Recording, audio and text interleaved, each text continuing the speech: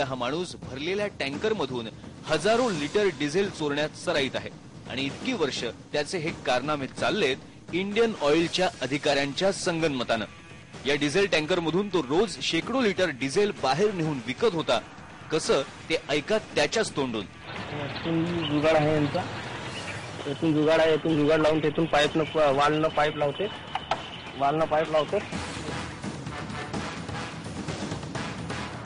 माल टँकी मध्ये येते।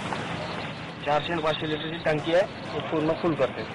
अशा अनेक टँकर्स मध्ये खालच्या भागाला एक पाईप लावण्यात येतो आणि यातून टँकर रिकामा होत असताना 400च्या वर लिटर डिझेल वेगळं केलं जातं आणि मग ते बाहेर विकलं जातं।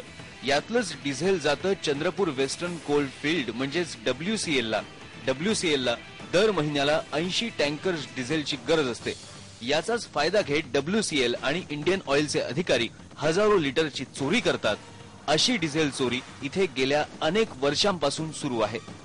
चंद्रपूर पोलिसांनी केलेल्या कारवाईत केवळ तेल माफिया